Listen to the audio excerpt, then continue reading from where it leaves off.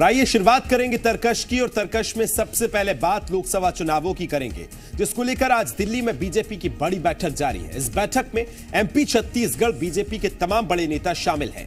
BJP अध्यक्ष JP Nadda और गृह मंत्री अमित शाह ने लोकसभा चुनाव की रणनीति पर चर्चा की। बताएंगे आपको पूरी खबर आज विस्तार से। इसके साथ ही आपको बताएंगे बात राम वन पथगमन की भी होगी, जिसको लेकर मध्य प्रदेश के मुख्यमंत्री डॉक्टर मोहन यादव सतना में बैठक कर रहे हैं। अयोध्या राम मंदिर प्राण प्रतिष्ठा के बाद राम वन गमन पथ के निर्माण में तेजी दिखने को भी मिल सकती है। बात आज मध्य प्रदेश में अफसरशाही के खिलाफ सीएम डॉक्टर मोहन यादव के एक्शन की भी करेंगे। देवास में किसान के साथ बदतमीजी करने वाली तहसीलदार के खिलाफ सख्त एक्शन लिया गया, तो ग्वालियर में अश्लील मैसेज करने वाले अधिकारी की सेवाएं समाप्त कर दी गई। तरकश में बात आज नीति आयोग की आई लेटेस्ट रिपोर्ट की भी करेंगे, जिसमें तेजी से गरीबी रेखा के बाहर आने वाले राज्यों में मध्य प्रदेश को तीसरा स्थान मिला है।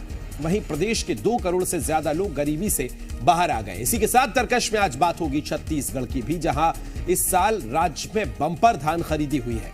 धान खरीदी में छत्तीसगढ़ ने पिछले कई सालों के रिकॉर्ड को ब्रेक कर दिया है। तो बात 22 जनवरी को होने वाले रामलला की प्राण प्रतिष्ठा कार्यक्रम की भी होगी, जिसको लेकर देश के साथ मध्य प्रदेश छत्तीसगढ़ में भी तैयारियां जोरों पर है। दिखाएंगे आपको अलग अलग जगह से राम भक्तों का उत्साह।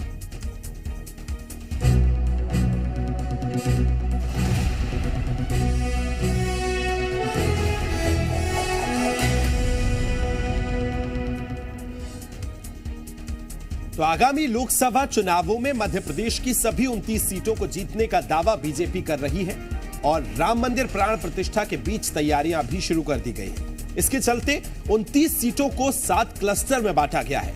बीजेपी ने एमपी सरकार के मंत्रियों और पार्टी के नेताओं को इन क्लस्टरों का प्रभारी भी नियुक्त कर दिया है।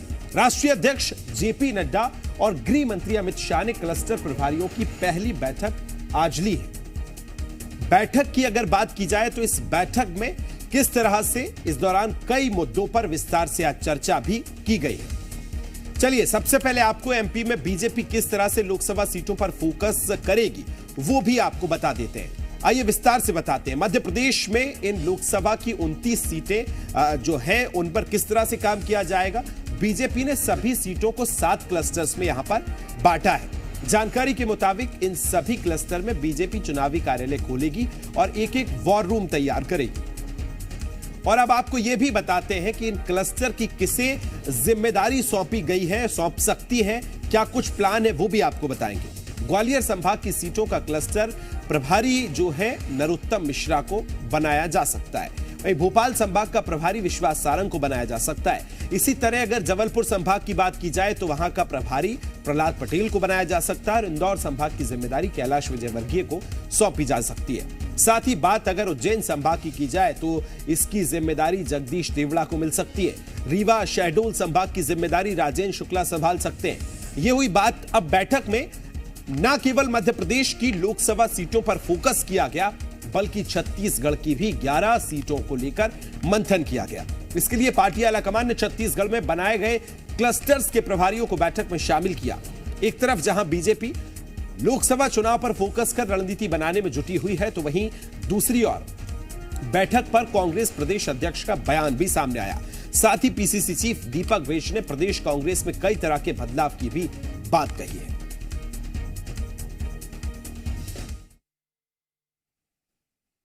मतलब समझ लीजिए कि पार्टी ने इनको झुंझुना पकड़ाया है, और ये लोग आपस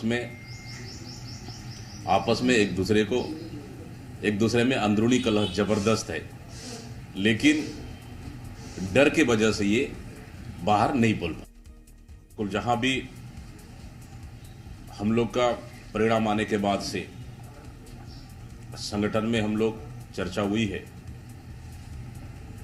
कि संगठन में कुछ बदलाव तो हम लोग करेंगे, और उसको जल्द करेंगे,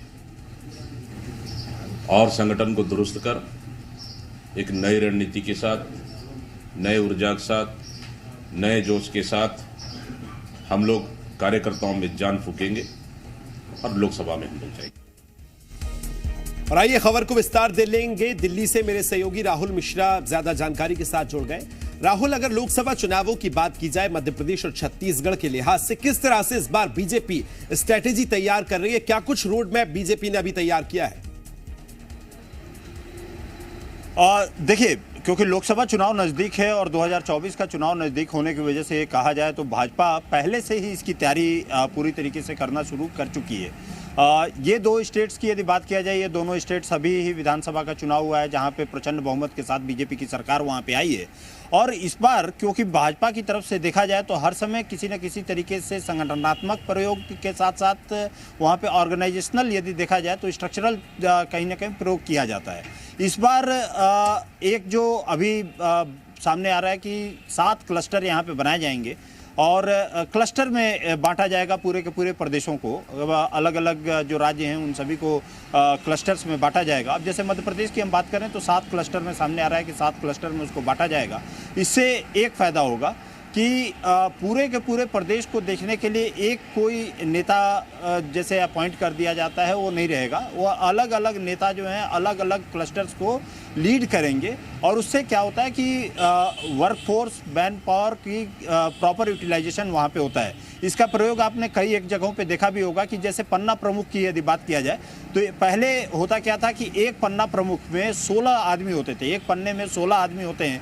बीजेपी ने एक प्रयोग किया, ये यूपी चुनाव के समय में प्रयोग किया गया था जिसमें कि 4 पन्ना प्रमुख एक पन्ने में बनाया गया था। एक पन्ना में मानिए 16 आदमी है तो एक पन्ना प्रमुख के ऊपर 4 आदमियों का दायित्व दिया गया था, जो पहले 16 हुआ करता था, जो आदमी के लिए कहा जाए तो मैनेज करना थोड़ा मुश्किल होता था। उसी तरीके से अब जो क्लस्टर है पूरे प्रदेश को क्लस्टर वाइज बांटा जाएगा। क्लस्टर वाइज बांट करके उसमें जो पावर है, जो मैन पावर है, उसको अलग अलग डिस्ट्रीब्यूट यहाँ पर किया जाएगा। और डिस्ट्रीब्यूट करने से एक चीज़ ये रहेगा कि एक आदमी के ऊपर ये पूरी तरीके से प्रेशर नहीं रहेगा। सब कलेक्टिव तौर पे वहाँ पे अपने ग्राउंड पे जाएंगे, सबको अलग अलग संभाग दिए जाएंगे और सब अलग अलग संभाग में जा करके और जनता के बीच में रूबरू होंगे।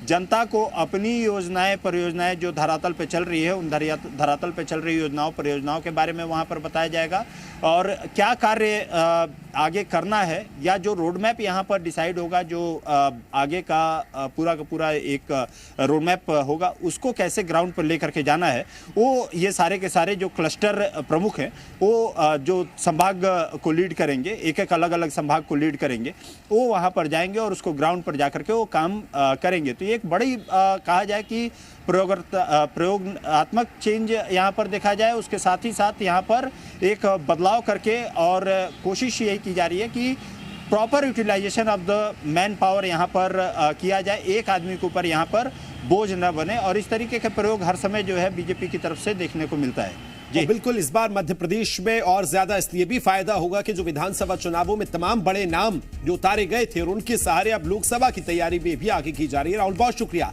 तमाम जानकारी के लिए।